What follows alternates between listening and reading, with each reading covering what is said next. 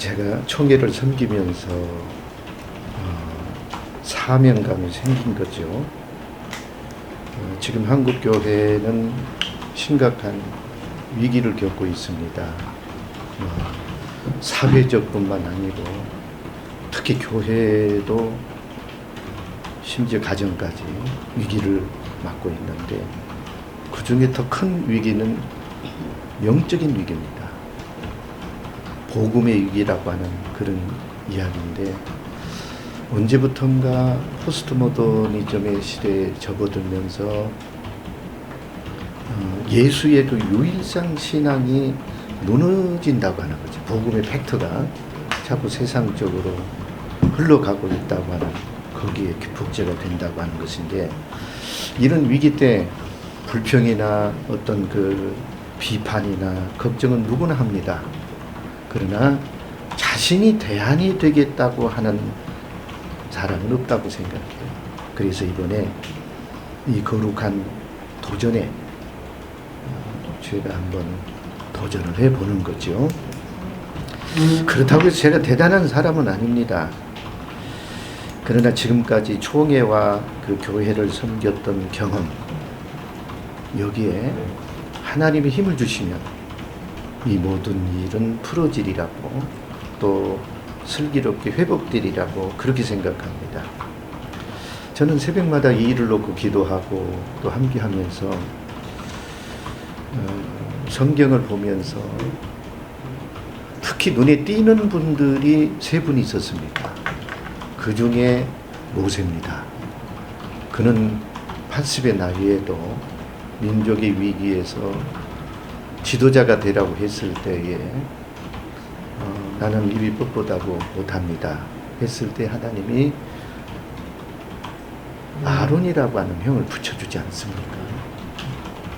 그래서 마른 막대기 지팡이를 들고 민족을 이끄는 그런 힘은 어디에서 생겨났느냐? 인간 개인이 아니라 하나님의 힘이죠. 또 두 번째 눈에 띄는 것은 성경의 기드온입니다. 기드온은 그때에 그야말로 7년 동안이나 미디안에게 지배를 받아서 고통을 당할 때에 하나님이 숨어서 밀타작을 하고 있는 기드온을 부르서 했을 때, 나는 우리 족속 가운데도 약한 존재고 그러는 내가 어떻게 합니까? 그럴 때 하나님이 주신 강한 메시지는 이겁니다. 내가 너에게 뭘 군비를 주겠다, 무기를 주겠다, 뭐 강한 사람을 붙여주겠다, 그게 아니잖아요. 강한 메시지는 내가 너와 함께 하겠다. 그래서 결국은 기드온 300용사로 13만 5천의 미디안을 물리치는 그런 힘이라든지, 그리고 또 한 사람은 여사사 드보라입니다. 드보라를 보면 시스라가 900성에 무기를 무장하고 있는 군인 앞에 여사사 드보라를 선택해서 전쟁을 하게 하지 않습니까? 이런 것을 보면 키워드는 이겁니다. 지도자는 하나님이 함께하는 한 어떤 일도 극복하고 이길 수 있다. 이런데 또 자신감을 갖고요. 그래서 저의 만약에 기회를 주셔서 부총회장이 되게 해주신다면 저의 키워드는 회복입니다. 그 회복에 초점을 맞추는 이유는 이겁니다. 바벨론 이스라엘 백성을 포로해서 70년의 회복을 주셨습니다. 내년이 우리나라 전쟁의 70년입니다. 어떻게 이게 기가 막히게 타이밍에 맞아서 남북 관계에 긴장도 풀어지고 그러면서 좋은 일이 있지 않을까. 남북, 북미 이런 관계 속에서 가져진다면 우리도 역시 마찬가지죠. 연하가 회복되고 베드로가 회복되듯이 한국 교회도 이제 다시입니다. 처음처럼입니다. 이렇게 해서 저에게 갖고 있는 이미지에 걸맞게 한국 교회를 안고 회복하는데, 여기에 키워드를 가지고 제가 최선을 다하겠다는 그러한 또 동기와 그리고 각오를 말씀드립니다. 부족한 제가 장로 부총회장 후보로 나오게 된 것은 전적인 하나님의 은혜입니다. 장로인 제가 99회기 총회의 서기로 또한 100회기 총회의 회록 서기로 섬길 수 있었던 것도 감히 생각하지도 못했던 전적인 하나님의 은혜였습니다. 장로로서는 처음으로 총회의 서기로 또한 회록 서기로 섬겼다고 많은 분들이 앞으로 그 모든 경험을 토대로 장로 부총회장이 되어서 더욱더 총회를 위해서 헌신해야 된다고 많이 권면을 해주셨습니다. 처음에는 주변에 존경하는 어른들의 권면에 감사하면서도 매우 소극적인 마음으로 자의반 타의반 기도를 드렸습니다. 기도드리는 가운데 성령께서 제 마음을 움직여 주시고 한국교회와 총회와 또 하나님 나라를 위한 뜨거운 마음을 주셨고 또 자연스럽게 인도해 주셔서 장로 부총회장 후보로 출마하게 되었습니다. 특히 저는 여성으로서 처음으로 장로 부총회장에 출마한 것에 대한 거룩한 부담감을 느끼며 또한 새로운 사명감을 가지게 됩니다. 하나님께서 부족한 사람을 장로 부총회장으로 사용해 주신다면 사명감을 가지고 최선을 다해서 하나님께 열심히 기도드리면서 또한 총회장님을 잘 도와서 하나님의 영광을 위해서 우리 한국교회와 총회를 위해서 한 몸 바쳐서 헌신하고자 합니다.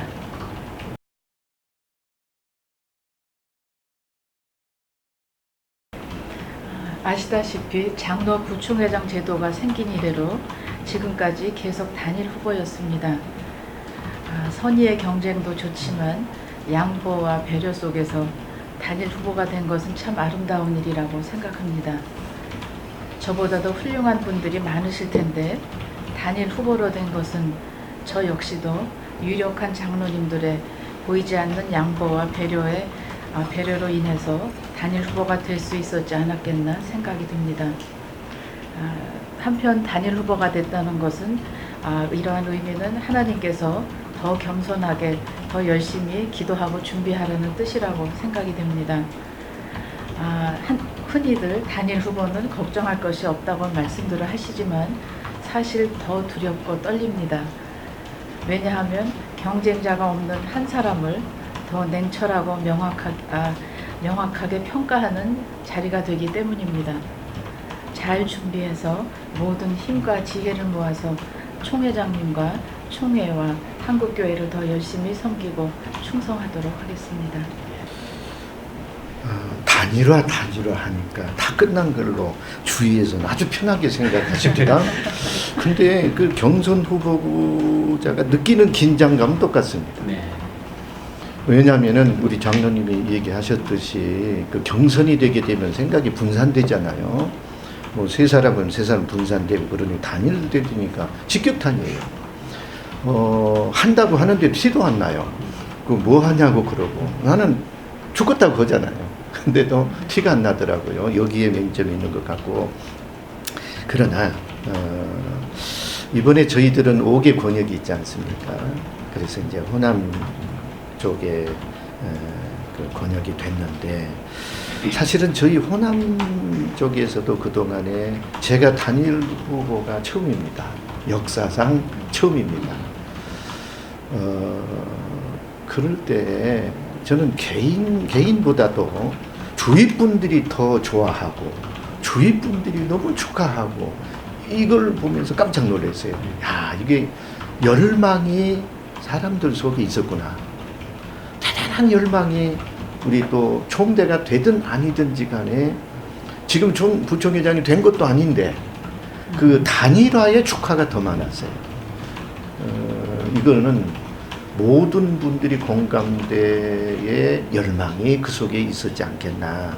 그러면서 뭐 지역적인 것도 있겠지만은 이번에는 호남 지방도 왜 다른 지역은 단일화가 되는데 그 역할도 사실은 전에 영남 쪽에서 단일화를 하셨기 때문에 이번에는 호남도 한번 해보자.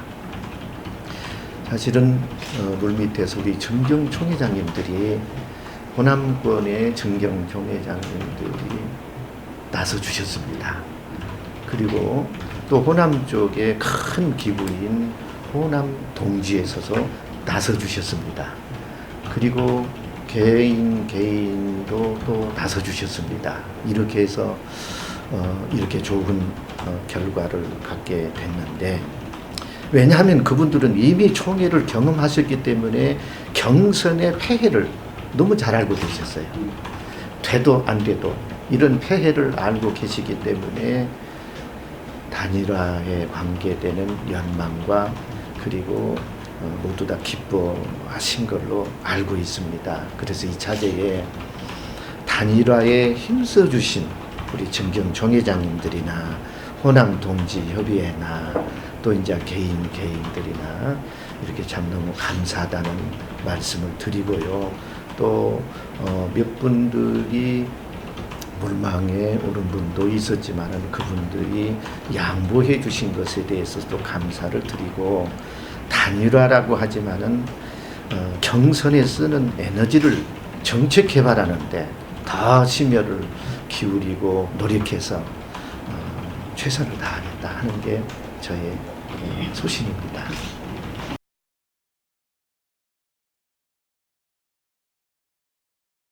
네, 선거위원장님이 옆에 계시는데 이렇게도 저희들이 선거법에 대해서 숙지도 했고 또 말씀도 들었고 회의를 통해서 우리가 주의도 했고, 올해만큼 단일 후보라고 해도 지도를 받는다든지 경고를 받는다든지 이것은 한 번도 없었습니다. 그만큼 저희들이 선거법을 준수하고 있다고 합니다. 이게 선거법 자체가 굉장히 많더라고요. 예를 들어서 문자도 10번 이상 못 보낸다. 준수하고 있습니다. 이게 2월 말 전에는 많이 보냈는데 그 뒤로부터 이 10번을 준수하기 위해서 굉장히 절제하고 있습니다.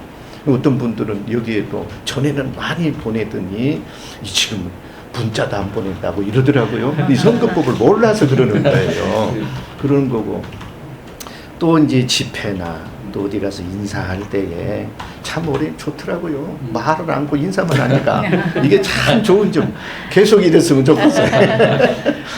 이래서 또 이런 것들이며, 그래서 아까도 얘기했지만 단일 후보이기 때문에 손 놓고 있는 게 아니고 경선에 쓰는 에너지를 정책 개발하는데 더 심혈을 기울이고, 이 차제에 한번 또 제안을 하고 싶은 것은 우리 선거법에도 선거 공영제를 한번 했으면 좋겠다 하는 제안을 드리고 싶은 것입니다. 사회에서 하고 있는 공영제를 얘기하는 겁니다. 비용도 공개하고, 그리고 일정한 표를 획득했을 때 선거 비용을 환원해주고, 이건 사회에서 이미 지금 이런 일들을 하기 때문에 혹이 공감대가 형성이 된다면 앞으로 후보자들을 위해서 이런 공영제도 함께 하게 된다면 조금 더 투명적으로 할 수 있는 그런 계기가 되지 않을까. 어떻게 보면 지금 목사는 지금 선거 뭡니까 이 등록을 할 때 5천만 원 기타금, 장로님은 3천만 원 기타금, 이거 적은 돈이 아니잖아요. 그럴 때 표를 얻게 되면 다시 환원해 주는 거. 이런 공영제 이런 것도 좀 한번 큰 틀에서, 지금은 안 되더라도 선거 문화가 조금 더 바뀌어서 이런 공영제로 가면 어떨까, 조심스러운 제안도 한번 해볼 겁니다. 총회가 정한 선거 조례대로 잘 지키면 공명선거가 됩니다. 그리고 선관위가 지시한 대로 선거관리 규정 절차를 잘 철저히 준수하며 후보자가 따라가면 공명선거가 된다고 생각합니다. 그리고 더 중요한 것은 부총회장으로서 총회를 어떻게 섬길 것인지 그 비전과 정책을 총대님들과 전국 교회에 바로 알리는 것이 공명선거 운동이라고 생각합니다. 끝으로 중요한 것은 공명선거 운동은 하나님께 기도하며 선택받는 과정과 검증받는 과정이라고 생각합니다. 그래서 저를 초대해 주신 서울노회와 저희들은 총회를 위해서 먼저 기도하는 선거운동도 계획하고 있습니다. 예.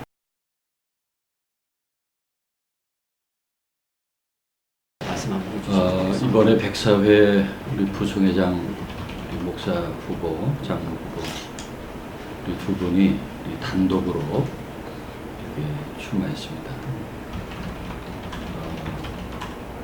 단독으로 출마했지만은 또 우리 교단의 이제 지도자를 이제 선출하는 일이기 때문에 생략할 수 없고 우리 총대들 또 교회 목사님 모든 분들에게 이제 판단을 받고 또 이제 결정을 해야 되는 중요한 일입니다. 그래서 우리 단독 후보지만은 우리 마지막까지 우리 최선을 다해서 우리 절차를 따라서 선거를 치러야 됩니다. 우리 두 분 후보는 우리 총회 그 중요한 임원 우리 서기 두 분 다 서기를 역임하시고 또 중요한 그 임원들을 다 맡으셨기 때문에 우리 총회의 분위기라든지 또 지켜야 될 어떤 법이라든지 이것을 잘 아시는 분들입니다. 그래서 지금까지도 하나의 흠 없이 선거를 잘 진행해 왔습니다. 이제 앞으로도 마지막까지 우리 법을 잘 지켜주실 것으로 예상합니다. 지금 몇 년 동안 지금 후보들이 많았을 때도 있었지만은 이제 거의 단일 후보로 이렇게 선거를 치르면서 우리 선거 문화가 많이 깨끗해졌습니다. 네. 우리 과거에는 우리 후보들보다도 이제 우리 총대들, 유권자들의 의식이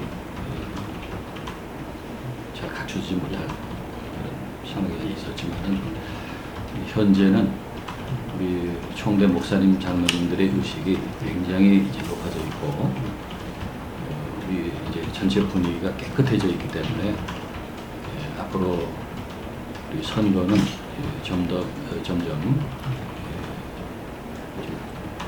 공명한 선거가 될 것으로 생각합니다.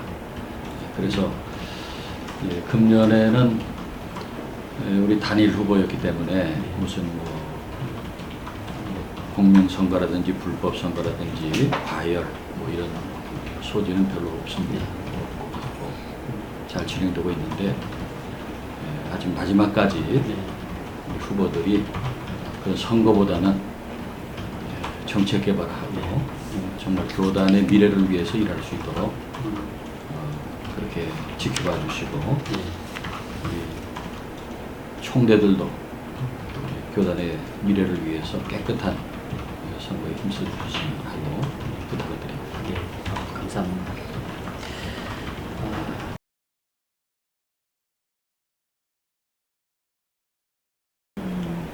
현재 총회 난제가 무엇인지는 말씀드리지 않아도 다 잘 아실 줄로 압니다. 총회장님을 도와서 순리대로 인내를 가지고 하나하나 풀어가는데 잘 일조하겠습니다. 어느 총회나 난제들이 없을 때는 없었습니다. 난제는 늘 있지만 문제는 난제로만 보지 말고 새로운 기회로 만드는 것이 중요하다고 생각합니다. 한국교회의 일단은 위기 상황이 종교다원주의, 동성애, 또 4차 산업혁명 시대 등등 이러한 시대에 한국교회와 본교단이 어떻게 하면 부흥의 활력을 회복할 수 있을 것인가, 이것이 매우 시급한 과제라고 생각합니다. 또 교회의 대사회적인 신뢰가 너무나 떨어져 있어서 또 이러한 것을 어떻게 반전시킬까 하는 것도 우리에게 상당히 시급한 문제입니다. 또한 본교단의 1551명의 세계 선교사님들이 선교 사역을 잘 감당하실 수 있도록 어떻게 잘 관리해 드릴 것인가, 또한 특히 선교지의 재산 관리에 대해서 총회 차원에서 체계적인 시스템을 구축해야 할 과제가 시급한 상황입니다. 또한 7개 신학교에 위기 문제가 있습니다. 2020년이 되면 고등학교 졸업생보다 대학 정원수가 더 많아집니다. 이 문제에 대한 장기적인 계획도 잘 세워야 할 줄로 압니다. 신학교의 통폐합 논의도 나오고 있는 실정입니다. 또한 내년 2020년이 되면 총회 연금 60년이 되는 해입니다. 연금에 대한 전문적이고 장기적인 계획도 매우 시급합니다. 저는 장로 부총회장으로서 후보로서 하나님께서 세워주시면 총회장님을 도와서 해당 분야의 전문가들과 잘 상의하고 조언을 들으면서 하나님께서 잘 해결해 주시도록 기도하는 가운데 최선을 다하겠습니다. 저는 우리 총회의 가장 큰 난제가 재판국의 신뢰성입니다. 네. 있어지는 모든 문제들도 재판국의 신뢰가 무너지기 때문에 이렇게 개교의 문제가 어렵게 된다 하는 생각을 갖고요. 사실은 처음 교회 문제들이 발생이 될 시점은 그렇게 큰 건 아닙니다. 네. 작은 건데 이게 더 세월이 가면서 뭉치고 감정이 뭉치고 주위 사람이 뭉치고 이러다 보니까 더 크게 되고, 그런 재판은 정말 재판에 의한 법논리에 의해서 돼야 되는데 그게 아니고 다른 논리가 형성이 되지 않습니까? 이런 문제들이 가장 시급한 것 같고, 그 다음에 연금 안정화예요. 지금 연금 가입자가 우리 이 원장님이 가입자의 회장님이신데 15,140명 이 정도 가입자가 되고, 그리고 지금 연금이 한 4,700억 이렇게 되어서 지금 안정되게 잘 되어가고 있다고 보고, 일납동 문제는 저는 개인적으로 어제 그제 잘 해결이 됐다 해서 너무 기뻐했어요.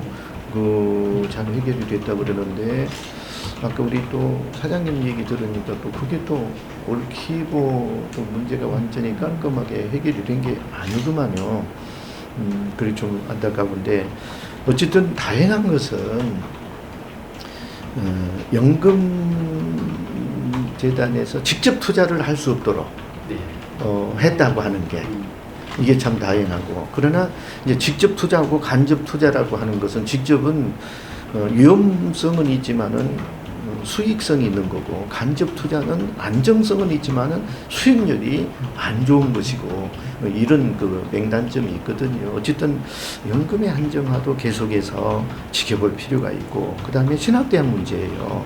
아까도 말씀드렸듯이 지금 정원이 고졸자보다 적다는 얘기예요. 그렇다고 하면 이 신학대학을 지금 이대로는 가만히 놔둬도 자연적으로 감소 내지는 통폐합 내지는 어려운데, 이걸 그대로 방관할 것인가. 지금까지 많은 얘기는 나왔어도 이게 제대로 터치가 안 되고, 각 신학대학의 이익과 또 이제 교수들의 대변 이런 걸로 해가지고 지금 계속하고 있는 위기는 닥쳐오는데 해결점은 없고, 이 문제도 전문가들이 함께 머리를 모아서 한번 해야 될 것 같고, 그 다음에 또 총회 안에 있는 동반성장입니다. 어제 동남노예입니까? 다행히 이제 정상화가 되어서 임원도 선출하고 그렇디다마는 그 노예를 뺀 67개 노회, 지금 20개 노회가 지원을 하고 20개 노회가 지원을 받고 27개가 자립하고 이렇게 되고 있거든요. 그런데 갈수록 지원하는 교회는 저금과 동시에 약해져 가고 있는데, 지원받아야 될 교회는 늘어가고 있다. 그 액수, 지원하는 액수를 보니까 126억이라고 하는 엄청난 돈입니다. 개인 풀어보니까 한 60만 원이 조금 넘더라고요. 이렇게 해서 도움은 되고 있지만은, 동반성장이도 재정 지원뿐만 아니고 이제는 앞으로 1대1의 어떤 프로그램이 없을까. 재정만뿐만 아니고 목회 지원 같은 거, 또 1대1의 교류 같은 이런 제안도 한번 해보고요. 그 다음에 이제 저희들이 104회기, 105회기를 겪어 나가는데, 이미 103회기 때 총회가 결정해 주신 총회 기구 개혁의 실행 시점이 105회기입니다. 제가 이제 총회장, 만약에 이제 총회장이 된다면 총회장 때 실천을 해야 되고 104회기 때 전반적으로 해야 되는데, 이게 뭔 얘기냐면 1개 본부에서 7개 부서에서 5개처로 축소가 되지 않습니까? 여기에 대한 혼란, 그리고 또 총무 인선을 하는데도 이게 제도가 좀 바뀌었더라고요. 전에는 실행위원, 그 다음에 1인사위원, 그 다음에 최종이 임원회, 이렇게 시스템이 됐지 않습니까? 그런데 실행위를 없애고 소1인사위원회, 그 다음에 1인사위원회, 그 다음에 임원회, 이렇게 바뀌어졌더라고요. 1소위원회는 정경총회장, 직전 총회장, 목사 부총회장, 그 다음에 장로 부총회장, 그리고 서기, 그리고 사무총장, 이렇게 해갖고 5분이 소위원회가 되더라고요. 이런 바꾸진 시스템에 대한 적응, 이런 것들을 총회적 차원에서는, 그렇다고 해서 부서가 바뀌어진 건 아니잖아요. 있는 부서는 그대로 있으면서 이걸 어떻게 적절하게 분배할 수 있겠는가, 이런 것도 그 관점을 두고 봐야 될 그런 내용 같고요. 그래서 저는 다행히 사무총장을 몇 개월 대리로 해봤습니다. 이렇게 행정 총무도 어떤지 함께 해봤던 경험이 있기 때문에 이런 일은 옆에서 지켜보면서 자동적으로 잘할 수 있는 그런 기회가 되지 않을까, 이런 생각을 가지면서요. 어쨌든 동성애 문제나 종교다운 문제나 이단 문제나, 그리고 심지어 병역 의무, 이런 문제나 산적해 있는 사회와의 이 갈등 구조를 어떻게 풀어갈 것인가, 이런 난제를 안고 가면서 이런 숙제를 안고 지금 한번 잘 풀어가야 되지 않나, 그런 숙제를 안고 있습니다.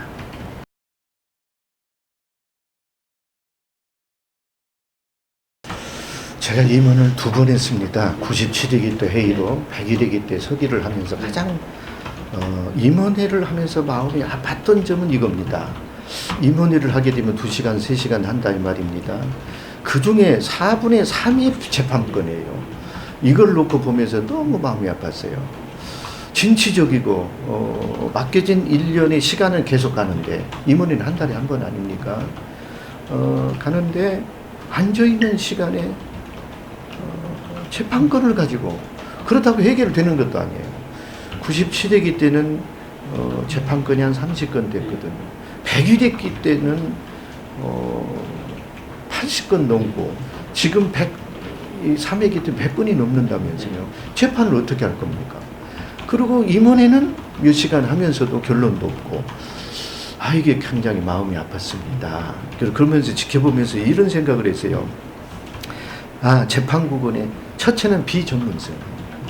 15명의 구성이 법을, 물론 그게 한둘은 그게 뭐 전문성 있는 분으로 규정이 되어 있기는 해도, 전반적으로 비전문성이다 보니까 때로는 인맥, 때로는 금품이 끊이졌게, 지금 그 사실은 확인된 건 아니지만은 계속 그게 꼬리를 물고 가지 않습니까? 이런 문제.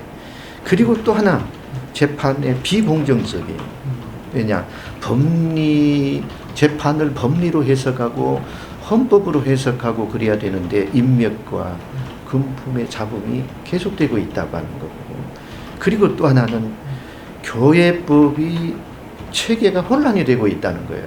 예를 들면 101회기 때 되어졌던 재판이 102회에 가면은 재판을 남게 되면 전혀 반대의 결과가 되고, 또 102회 것을 103회에 가면은 또 전혀 다른 결과가 나오고, 이러한 혼란이 계속 되다 보니까 이게 신뢰 기준이 없어져 버리는 거죠. 그때마다 재판 구건이 누구냐에 따라서 재판이 달라져 버려요. 결과가 달라져 버린다 이 말이죠. 그리고 여기에 오는 폐해가 뭐냐? 재판의 불복. 재판에 불복해서 하는 사람들이 얼마나 있습니까? 여기에 이제 총회에서 안 되면 사회로 나가고, 사회에서 뭐 해가고 다시 총회로 들어오고, 그러는 와중에 교회는 풍지박산이고, 이런 아픔이 현실입니다. 그리고 과도한 재판입니다. 그래서 저 개인 생각은요, 재판국을 없애면 어떨까, 이런 생각도 가져봤습니다. 그런데 많은 분들이 장로 우리 교회는 권징이 있기 때문에 재판국은 없앨 수 없다. 그러면 제 나름대로의 총회에 어떻게 제안을 한번 해보는 것은, 이건 법제화이기 때문에 이거는 공감대를 형성해야 되지만, 자, 첫째는 화해조정위원회를 강하게 한번 선정해서 화해조정위원회에서 조정을 해서 안 되면 재판으로 가되, 재판을 해도 3심제만 해서 딱 끝내고, 그리고 이제 3심제에서도 결과가 안 나면 이제 또 사회적으로 나가지 않습니까? 그럴 때는 지금 이게 교단이 감리교나 합동 측이 개혁 측이나 이 제도가 있더라고요. 제가 알아봤더니 만약에 사회로 나가게 되면은 직분을 박탈하는 거. 이런 강력한 제도가 없이는 이게 계속 반복이 되고 불복하게 되고 어떤 공정성의 시비의 논란이 끊임없이 갈 것입니다. 이러한 그 어느 법제화라도 해서 사회법으로 나가게 되면 어느 직위를 박탈한다든지 강력한 액션 없이는 이거는 안 될 것 같아요. 왜냐하면 최근에 있어지는 우리 총회 안에 교회가 변호사가 당회장을 하는 웃지 못할 이런 사건이 벌어졌어요. 이거는 스스로 목회자들이 이렇게 만든 겁니다. 앞으로 이렇지 않으리라는 일은 없다고 봐요. 그러면 사회에서 들어와서 당회장을 하게 되고 목사의 권한인 당회장권을 빼앗기게 돼요. 그러면 교회가 더욱더 힘의 논리에 빼앗겨 버리는 거죠. 그래서 사회법정에는 못 가게 하는 어떤 법리적인 어떤 법도 세워서 이렇게 하고, 그 다음에 더 제안하고 싶은 것은 15명의 재판 구경이 되면, 자, 1년조, 2년조, 3년조 되게 되면 60명, 75명 아니겠습니까? 이분들을 회기가 시작이 되면 합숙훈련을 좀 시켰으면 어쩔까? 합숙훈련 시켜서 우리 교단의 헌법을 공부하는 거예요. 헌법을 좀 공부해서, 그래도 우리 가운데도 헌법을 가지고 조금 머리를 조아리고 함께해서, 그것뿐만 아니고 법리부서 쪽도 또 헌법위원회도 규칙부도 이렇게 함께 모여서 어떻든 우리 교단에 갖고 있는 헌법을 우리가 지킬 수 있는 이런 어떤 모션이 돼야 되지 않겠어요? 이런 훈련 기관도 한번 마련해 보면, 기회를 주신다면 이런 제도를 한번 만들어서 취임과 동시에 이러한 합숙훈련의 계기를 마련해보면 좋겠다 하는 그런 제안도 해보는 겁니다. 아까 말씀하신 대로 장로교의 기본 정치 구조 속에 권징과 치리 제도가 있는데, 재판국을 없애자는 주장은 장로교의 기본 정치 구조에 맞지가 않습니다. 또 총회의 규칙, 헌법, 재판, 법리부서가 존경과 신뢰를 지켜내야 한다고 생각합니다. 선진국에서는 사회가 총회의 총회법과 재판을 존중하는 데 비해서 우리는 사회법이 교회법과 교회 판결을 존중하지 않고 또 인정하지 않을 때가 많습니다. 우리가 먼저 우리의 교회법을 잘 존중해야 하겠습니다. 그리고 저도 아까도 말씀하셨지만 화해 조정 기능을 더욱 강화했으면 하는 바람이 있습니다.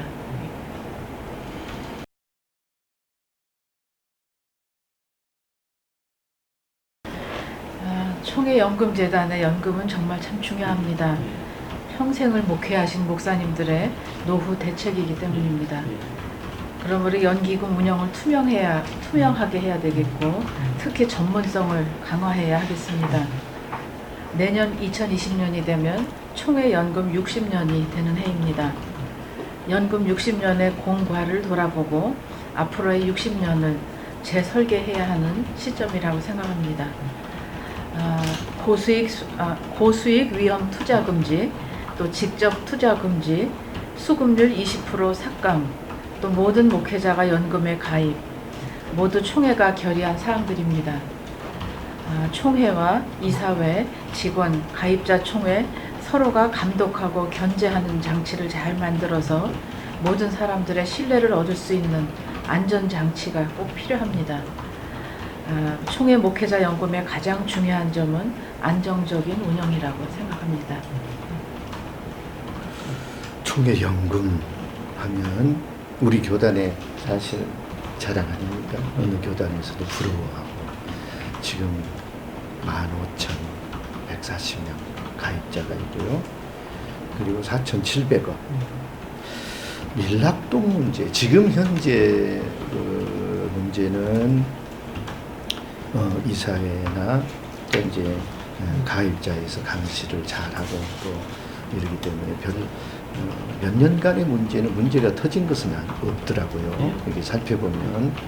그런데 지금 밀락동 문제는 전의 문제예요, 지금. 예, 그렇죠. 전에 이 일을 지금 현재 이사들이 감당을 하고 있는 거예요.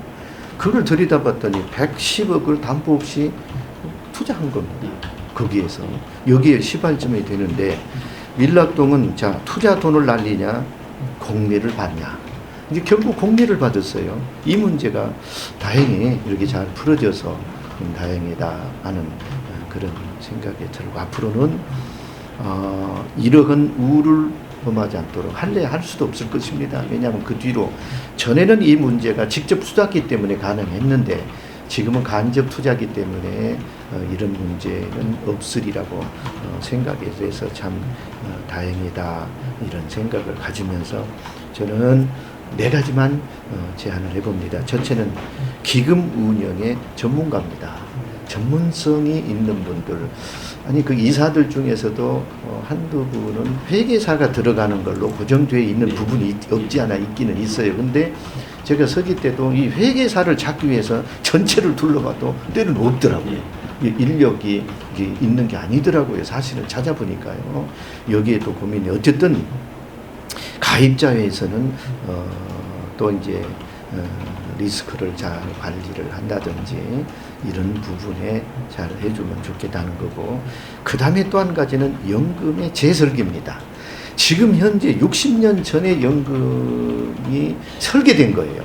그때는 70년, 80년 오래 살아도 연금 수급이 이렇게 될 걸로 예측하는 설계였거든요. 지금 100세 시대예요. 지금 그게 아니잖아요.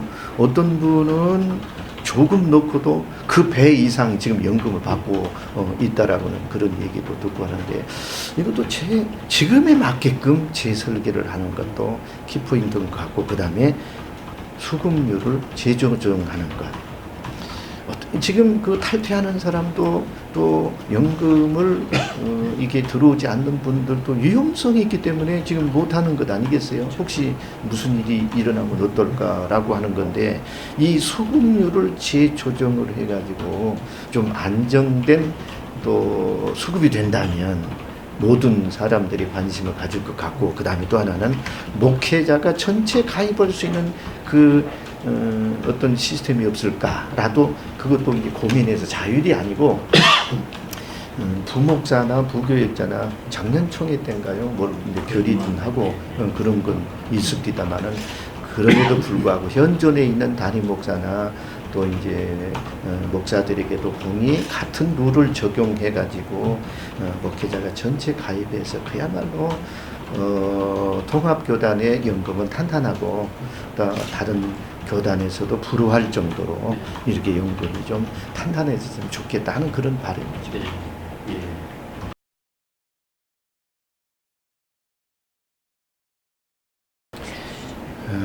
회복의 키워드가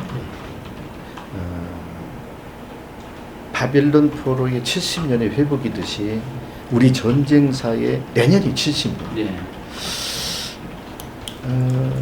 제가 기도하는 것은요, 하나님, 우리도 이스라엘 백성들을 회복시켜 주신 것처럼 70년에 전쟁도 조금씩 시켜주시고 그럴랍니까?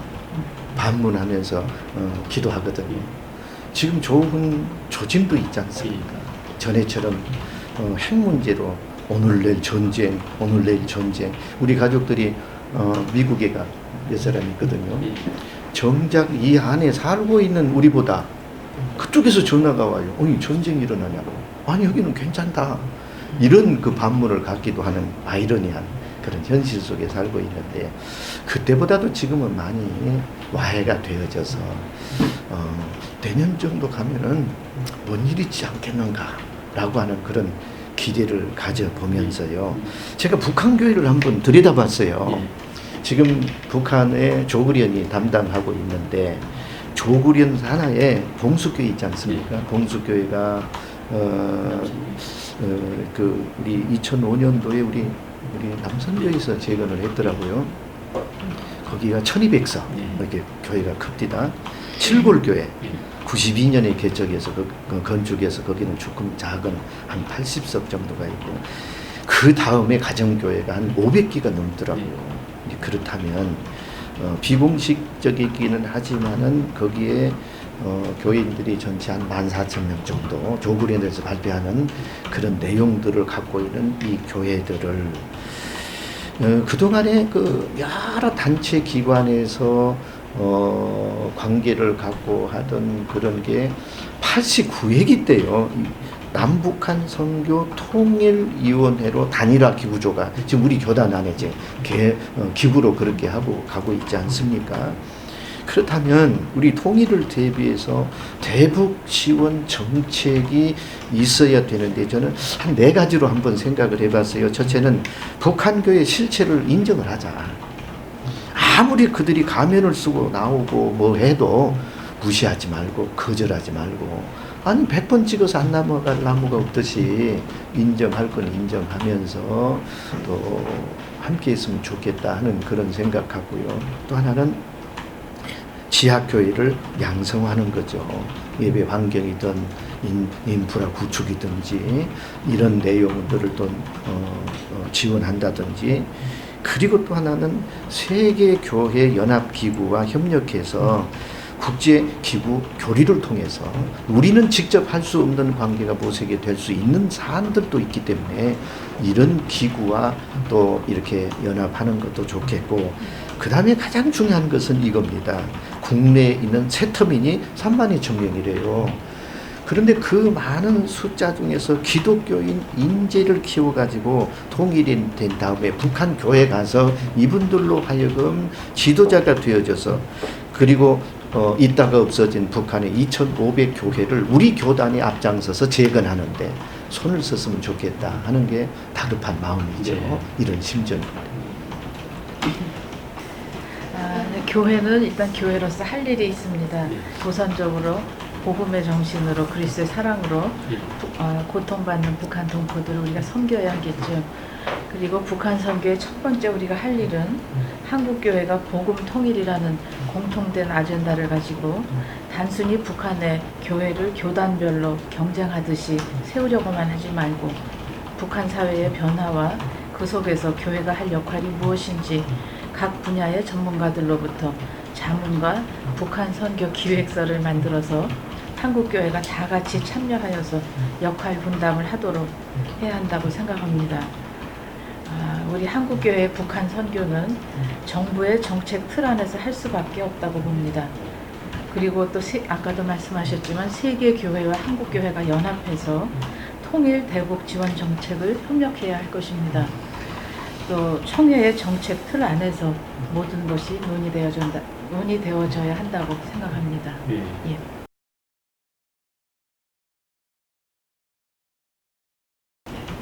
네, 3가지 핵심이라고 말씀하셨는데요. 기본적으로 장로 부총회장은 또 부총회장은 총회장님의 정책을 적극적으로 협력하는 것이라고 생각합니다. 다만 개인적으로 오랫동안 기도하면서 생각한 것은 첫째는 교회의 본질을 붙잡고 말씀으로 새로워지는 것입니다. 이미 104회 총회 주제가 말씀으로 새로워지는 교회로 정해진 것처럼 다시 말씀으로 돌아가서 우리가 새로워질 때 한국 사회와 교회로부터 우리의 신뢰가 회복될 것이라고 믿습니다. 새로워지는 것은 본질로 돌아가서 성경대로 살고 신앙 고백대로 살고 헌법대로 법을 지키자는 것입니다. 그래서 교회가 교회다워지고 목사가 목사다워지고 또한 장로가 장로다워지는 것이라고 믿습니다. 그렇게 되면 교회는 영적 권위가 회복되고 세상의 희망이 될 것으로 믿습니다. 또 두 번째는 시대적인 미션을 기도하며 선교하는 일에 힘쓰는 것입니다. 저출산 고령화 이러한 것으로 다음 세대 교회가 위기입니다. 남북 평화와 화해 시대에 교회의 역할이 또한 막중해질 것입니다. 또 막중합니다. 양극화로 인한 빈부격차와 세대 갈등이 사회 문제로 대두되고 있고 또 특히 종교 차별 금지, 동성애, 또 동성혼, 이슬람 등이 한국교회의 선교를 매우 위협하고 있습니다. 총회와 한국교회가 힘과 지혜를 모아서 기도하며 함께 대처하는 일에 힘쓰겠습니다. 그리고 세 번째는 장로 부총회장으로서 가장 중요한 일이라고 생각되는데요.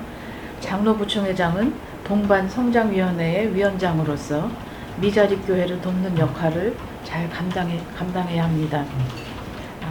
총회는 지난 10년 동안 1,500억의 예산을 미자립 교회 지원에 투입했습니다. 또 이번 회기에도 175억의 예산이 편성되어 있습니다. 공명정대하게 작은 교회들이 힘을 얻을 수 있도록 잘 감당하도록 하겠습니다. 저는 지금 한국 교회가 교회적으로 또 지탄을 받고 사회적으로는 지탄을 받고 교회 안에서는 서로 다툼과 분열이 끊이지 않고 복음의 본질에서 멀어져 가고 있는데 참 제가 평소에 느꼈던 것은요, 총회장님들이 정책이 회기마다 바뀌었다는 거예요. 내용도 바뀌고 거기에서 물론 이제 연결을 하게 되면 연결이 되겠지만은 그러나 본질은 다른 것 같더라고요. 그래서 저 같은 경우는 한번 총회가 몇 년 동안은 그 한 주제를 가지고 쭉 나갔으면 얼마나 좋을까. 왜냐하면 인력이든지 총회에서 준비하는 직원들도 계속 더 깊이 있는 연구 연속성이 있을 텐데 이제 그런 생각이 있었는데 다행히 우리 지금 104회기는 느헤미야의 혁신입니다. 그럼 저는 에스라의 회복입니다. 여기 어떻게 키워드가 맞았더라고요. 이게 생각하는 그 기점이 느헤미야의 회복에 에스라의 회복. 그러면 에스라의 회복은 세상의 어떤 힘이 아니고 말씀이거든요. 정확하게 함께하는 게 있어서 너무 감사하고 그래서 연속성 있는 총회가 될 것 같다라고 하는 게 첫 번째 회복이고요.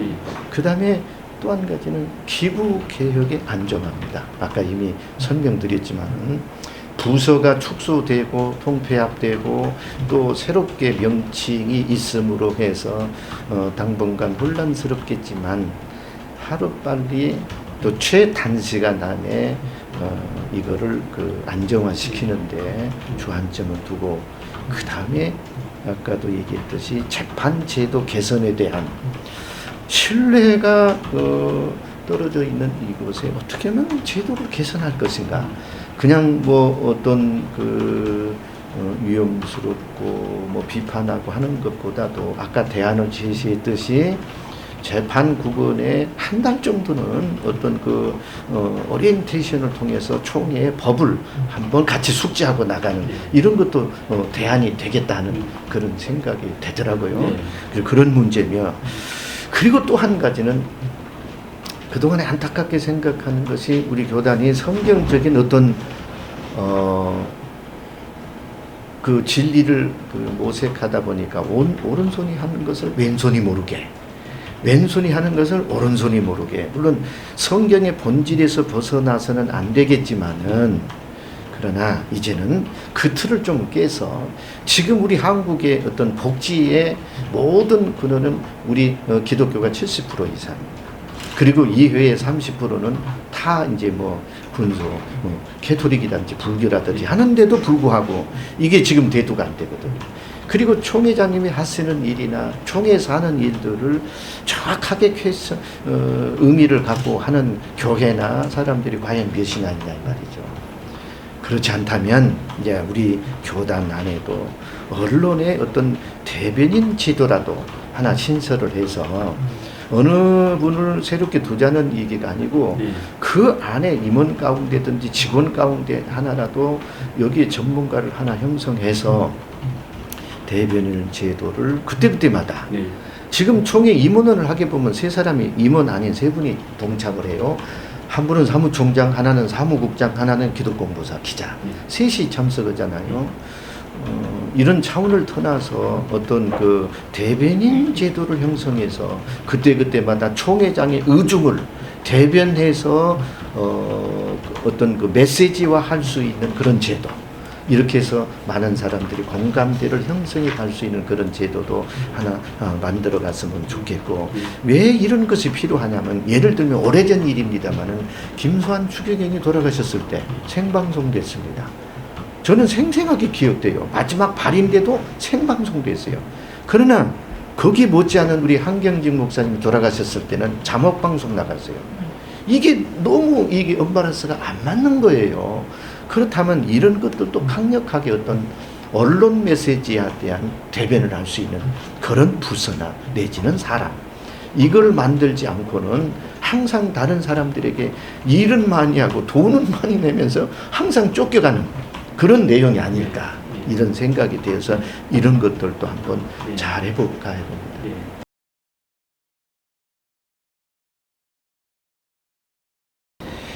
저의 목회 철학은 간단합니다. 평안입니다. 네. 제가 개척해서 지금 29년째 네. 이렇게 하면서 교회를 이루면서도 한 번도 다툼이 없었습니다. 네. 다툼이 없어서 오늘날까지 이루어졌고, 그래 참 화목하고, 자랑 같지만은 다른 데서 오는 사람마다 한마디씩 하고 가요. 부럽다. 이런 게 교회가 평안하기 때문에 자신 있게 이렇게 할 수 있는 거고, 그 다음에 목회자의 정직성입니다. 정직성에 키워드를 두는 것은 사실 개척할 때는 아무것도 없이 시작하기 때문에 목회자에 대해서 잘 모르잖아요. 그럴 때에 교인들이 목회자를 신뢰할 때부터 목회는 승승장구하는 것이거든요. 또 제가 이제 키워드를 두는 것은 그 설교에 상당히 많은 관심과 말씀 준비에 노력을 하고 있는 이유는 제가 그런 목회를 하면서 딜레마에 빠지는 경우가 솔직히 있지 않습니까? 자, 신방을 해도 한계가 있고 상담을 해도 한계가 있고, 그래서 저희도 교인들을 함께 할 수 있는 방법이 뭘까? 감정 다치더라고요. 그게 뭐냐? 설교입니다. 또 설교도 얼마만큼 교인들에게 감동을 줄 수 있을까? 이 부분에 고심하면서 예화도 함께하고 또 성경 말씀도 함께하면서 모든 게 치유와 회복 쪽에 관심을 두지. 제가 설교를 할 때는 무슨 뭐 지적을 한다든지 뭐 한다든지 그런 것은 없는 것 같아요. 이 내용 자체가요. 그래서 참 감사하고, 그리고 또 섬김과 소통을 통해서 총회장이 되면 사회의 신뢰 회복을 하는데 또 공감대를 형성하면서 지도자로서 교단의 목회자들이 사명감을 고취할 수 있도록 어떤 프로그램을 갖고도 함께 할 수 있으려고 한번 계획해 보고요. 어쨌든 우리가 몇 회기 때부터 했던 총회의 정책, 그리고 사업, 노회, 이런 것들이 지금 이게 총회 정책이 과도하게 너무 정치화가 되다 보니까 이런 어려움들이 되고 있고, 자꾸 과도하게 총회 인력 그리고 예산, 이제 갈수록 총회 예산은 줄어들죠. 교회 예산이 줄어드는데 총회 상회비가 되겠냐 이 말이죠. 안 되죠.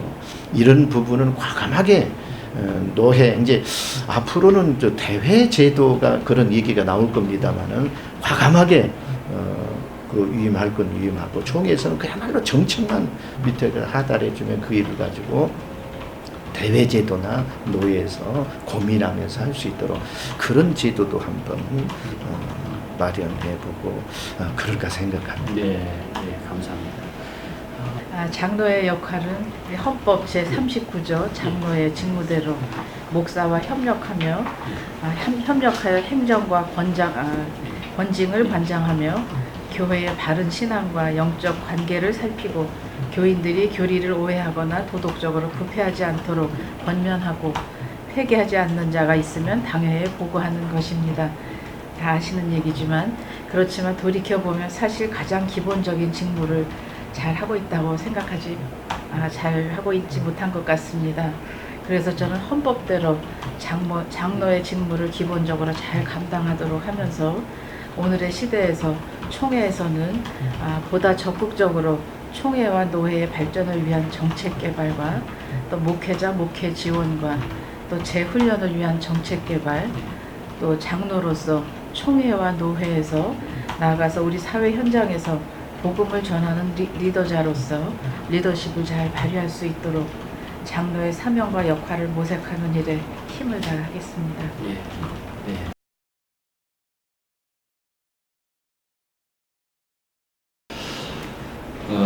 현재 저희 그 교단 총회의 선거 제도는 아주 좋은, 잘 만들어져 있는 제도입니다.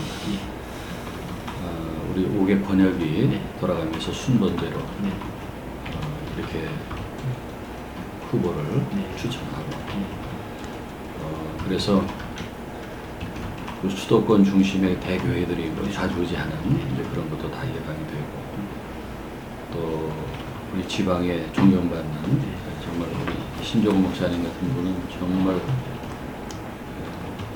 총회장을 하실 목사님이신데 그렇게 지방에 존경받는 목사님들이 총회장을 맡을 수 있는 서로 배려하는 좋은 제도입니다. 또 우리 교단 우리 선거관리위원회에서 아주 강하게 모든 선거를 주관하기 때문에 불법적인 것도 잘 예방할 수 있고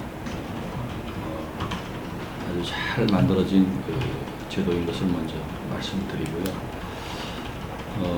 그런데 이제 제가 선거관리 실무자로서 보니까 우리 그 선거 조례, 우리 교단의 법이 너무 경직돼 있고 우리 현실적으로 조금 맞지 않는 것들이 있습니다. 그래서 이번에 우리 선거관리위원회에서 전체적으로 새로 정리해서 조례를 만들어서 개정 청원을 하려고 하고 있습니다. 이제 그 중에 보면은 이제 우리 장로 부총회장 제도가 이제 생긴 지 얼마 안 됐는데 그 후보 그 활동 그 규정에 우리 장로 부총회장에 대한 것도 똑같이 돼 있어요.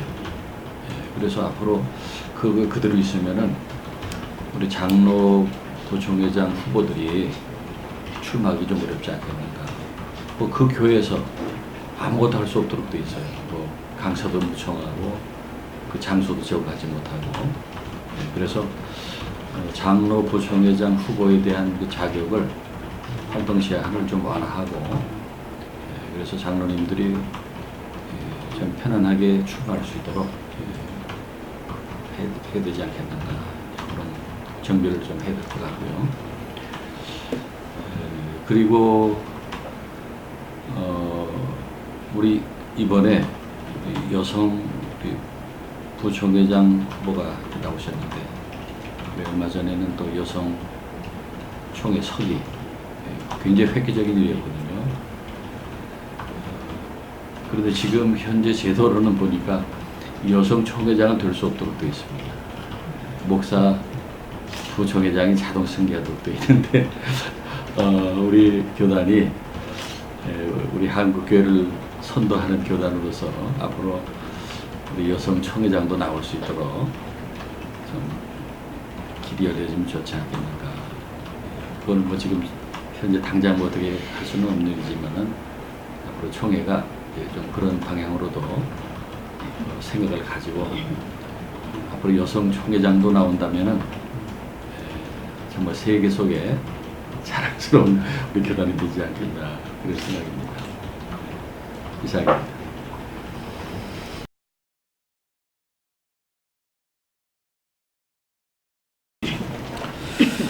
한국 교회는 위기입니다. 그리고 난세고. 그러나 난세 때 지도자가 탄생되는 거거든요. 위기를 기회로 삼겠습니다. 제가 대안이 되어서 거룩한 도전을 했습니다. 기회를 주시면 편안하고 지금까지 총회 일을 하면서 준비된 후보가 안정된 지도력을 구사하고 한국 교회를 처음처럼 회복하는데, 저도 이제 목회 후반부입니다. 얼마 남지 않았는데 마지막 열정을 총회를 위해서 한번 최선을 다하겠습니다. 네, 감사합니다. 잘 부탁드립니다. 감사합니다. 네. 전국의 68개 노래와 9,096개 교회를 섬기시는 우리 존경하는 목사님들과 장로님들, 그리고 270만 우리 성도님들께 평안의 인사를 드립니다. 하나님 나라와 한국교회 발전을 위해서 얼마나 수고가 많으십니까? 한국교회가 많이 어렵다는 말을 많이 듣고 있습니다. 매력 하나만 선택해 주시면 최선을 다해서 겸손히 기도하면서 잘 섬기겠습니다. 존경하는 총대 목사님들과 장로님들의 고견과 조언을 잘 경청하고 마음에 새기면서 사람의 일이 아닌 하나님의 일을 늘 중심에 두고 말씀으로 새로워지는 총회가 되도록 기도하면서 총회와 총회장님을 잘 섬기도록 하겠습니다. 이것으로 부총회장 후보 자담회를 마치도록 하겠습니다.